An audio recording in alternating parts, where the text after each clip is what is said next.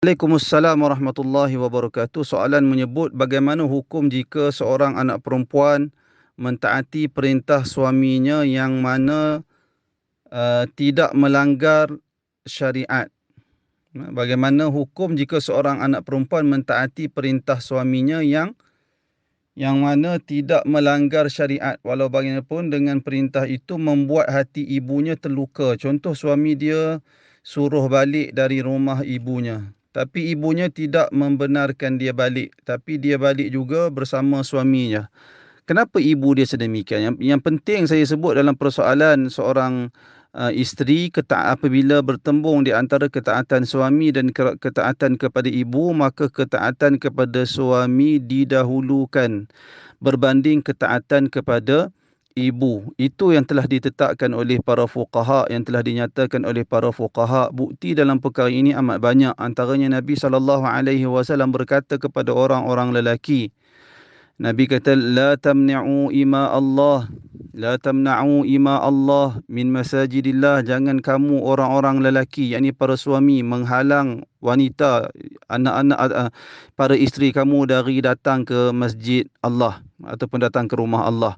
Hadis ini menunjukkan seseorang wanita tidak dibenarkan keluar melainkan mesti mendapat keizinan dari suami. Jika tidak perlu mendapatkan keizinan dari suami, bagaimana Nabi SAW mengajukan perintah itu ataupun tegahan itu kepada orang lelaki, menunjukkan keizinan keluarnya seorang perempuan dari rumah perlu mendapat keizinan suami terlebih dahulu, dan Nabi SAW juga tidak kaitkan kepada ibu.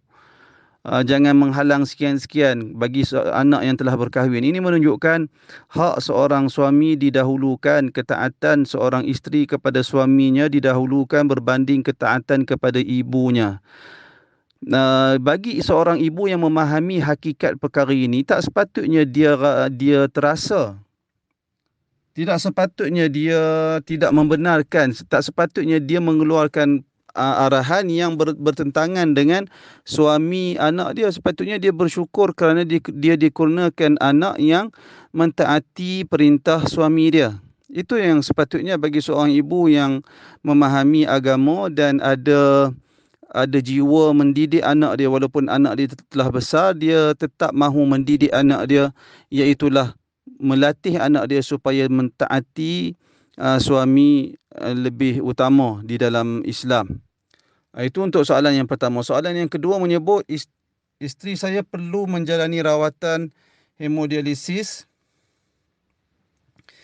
Tempoh rawatan bermula pukul 4 petang sehingga 9 malam. Bolehkah solat jamak dilakukan untuk situasi tersebut seperti solat asar dalam waktu zuhur dan solat maghrib dalam waktu isyak?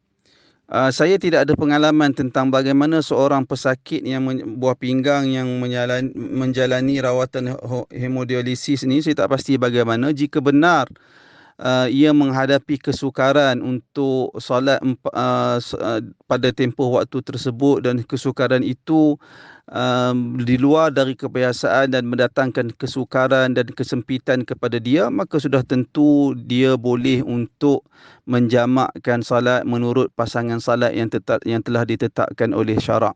Namun saya nyatakan jawapan saya ini atas dasar saya tidak tahu situasi sebenar seseorang. Maka seseorang itu dia perlu buat penilaian. Yang penting dalam persoalan ini, dia tidak boleh meringan-ringankan persoalan salat. Jika tidak memberi kesusahan kepada dia, wajib dia menunaikan salat dalam waktu yang telah ditetapkan oleh Allah Subhanahu wa taala. Namun jika dia benar-benar menghadapi kesukaran dan kesempitan yang saya sebut lagi sekali, kesukaran dan kesempitan yang di luar dari kadar kebiasaan, maka dia boleh mengambil keringanan jamak yang telah dibenarkan di dalam syarak. Wallahu a'lam.